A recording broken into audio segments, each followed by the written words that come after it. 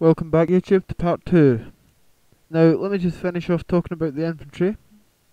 What we've got is a 7 maximum stamina, 7 MF small charm. I have several magic find small charms because what they do is they add to my magic find by allowing when me or my golems kill one monster, there is a higher chance that a magic item will drop from them. So this character is quite efficient and good for finding rare finds and stuff. 3 all resistances small charm, perfect as 5. This will add to your poison, fire, cold and lightning resists. Next of all, we've got another Stone of Jordan ring. This replaces my rare ring that I'm using with the resistance and strength on it. If I want a little bit of extra skills, possibly some more mana to summon another golem or something. A couple more 7 magic find small charms, which we talked about just 2 seconds ago. And then last of all, we've got a life and mana SC. These are pretty rare. This will probably set you back about 1 or 2 HRs. Now let me talk about the offhand weapons. What we've got is, we have a white one. This will add to our bone armour. And it will give us some other spells to help when fighting and PVM. So you can use this for some insane pre-buffs such as bone armour with a battle orders, battle command, and then basically you absorb damage and you're nearly indestructible. This is one of the main advantages of necromancers. Let me just go and show you what kind of damage this build can do outside of the town. So let's go to the Canyon of Magic for example, and we'll do our buffs. So we're going to want to start with a battle command. This will add to all our skills. Oh yeah, we're going to want to get our Golem out first of course, because we want to buff him as well. So Clay Golem with 38,000 life right now. So we're going to want to bring him beside us. Then we're going to want to give him the battle command as well. And we'll give him battle orders as well. So looking at battle orders, we've got 59% increase in health, stamina and mana. So you can just imagine he'll be going up to about 50,000 health. He'll be on par with Diablo and Bale about this point. Okay, so now what we're going to do is switch our weapons to the white. I've hotkeyed it to W and I've got bone armour ready. Cast, and there we go. Now I've got bone spirit on my right hand side. Let's go and see what kind of damage this build can do. Let's find a group of enemies. Okay, good. So we've found some enemies, and as you can see the necromancer takes barely any damage from attacking. The golem takes absolutely no damage whatsoever. With about 37 or whatever his health is, 50,000 after buffs, he just doesn't go down. And as you can see right here, it's hell difficulty. So what we're going to do is we're going to throw in some bone spirits while he's fighting. This will speed up the killing process to insane levels. And you can see how efficient this build really is when you get into the full swing of things. I don't actually have perfect gear right now, but if I did, then this would just annihilate. You could do chaos, bales. There is other classes that are good, like the Hammerdins are pretty good, but this one just seems to be a lot better than the Hammerdin in my opinion, because they've got so much life and they've got other things as well that just help greatly when you're in combat. They don't seem to die, and I mean when you've got like summons and stuff, it really assists you. And you know, there's not many times when you can really truly say, you know, I've got a good summoning necro that can't do hell chaos or whatever.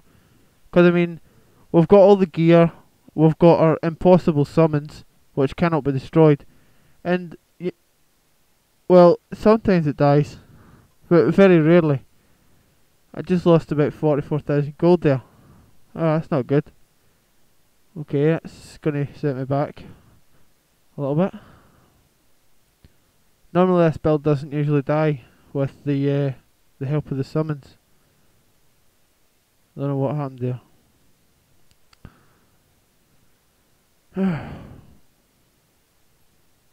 Okay, I can't pick up my body, guys. I don't have enough strength.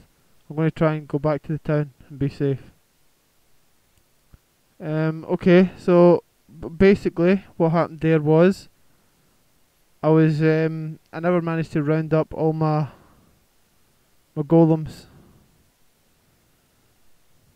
I never managed to round up all my golems. Therefore I paid the price and died. But you can see how good this build actually can potentially be with good gear and life. You should easily be able to cope with any situation. And I mean that's how good this build can be at times. So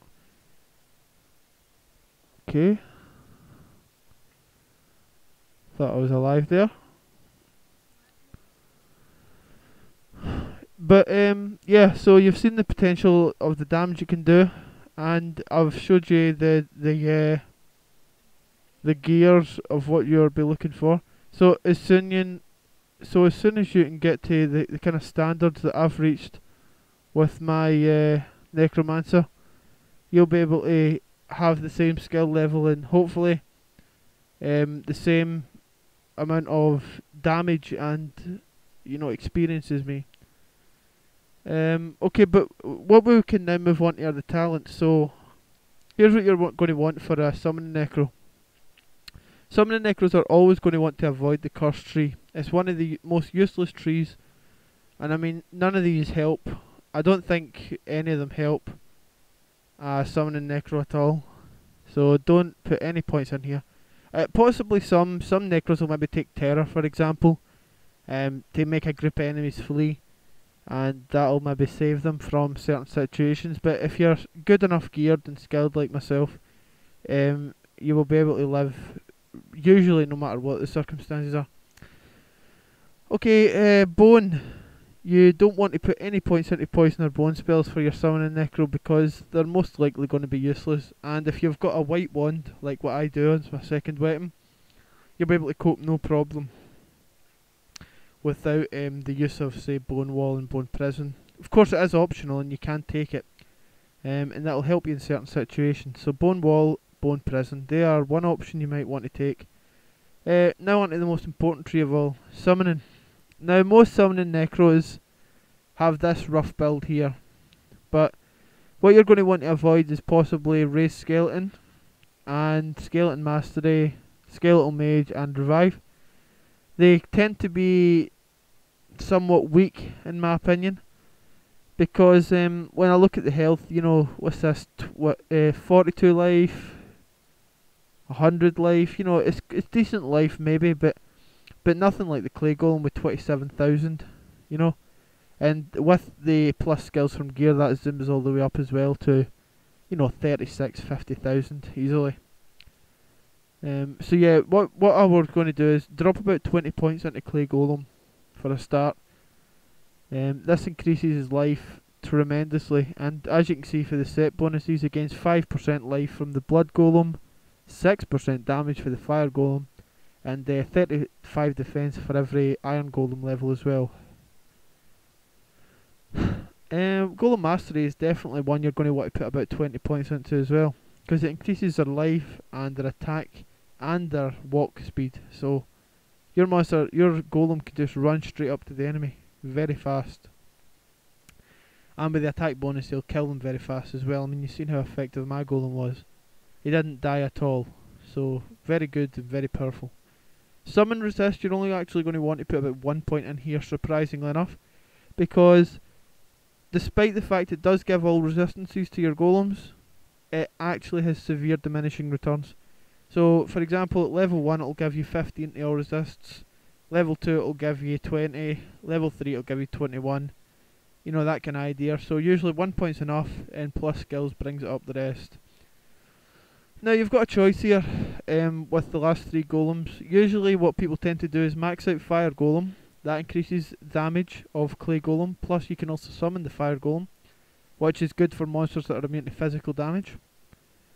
Blood golem next, because it adds life to both golems, which is the second most important stat. And last of all, they're going to want to max out Iron Golem. And you can usually max out all 5 of these, plus the summon resist, with all skill quests about level 90. And then the rest of your skills you can throw into your skeletons if you want. Maybe take the bone wall, bone prison option. And if you really want to, you can put some curses in if you think that would help. But yeah, basically, if you can look for the kind of gear that I've got, you know, try and build it this way, and you should have a very powerful summon Necro. They can also be very useful in PvP as well, because they can do as I'm about to show you. Basically, a summon Necro can stand at the edge of town, like this, when he's hostile with everyone. Okay? Perfectly safe. And they can do this. Summon the clay golem outside, which will automatically attack your opponents, which is extremely annoying to them, but very, very powerful. And there's not many classes that can take down 50,000 life in one hit. Never mind take down a player in one hit. So just think about it in that way. These clay golems last for a long time, and they only do a little bit of damage, but you know, they never run out. I mean, by the time your clay golem's dead, you'll most likely have all your mana back, especially when you've got all the gear on. So yeah, thanks for watching this summoning Necro review. Hope you enjoyed it. If you've got any questions or comments, just give me a personal message or leave something in the comments box. And also, we have approval from Thomas1234W, who's also a Diablo fan. Here he is right here to say a few words. Hey guys, this is a really good necromancer guide. You have to follow it. Thank you for that, Thomas. And yeah, like we said, hope you enjoyed, guys, and good luck building your summoning necros. Right, thank you, bye.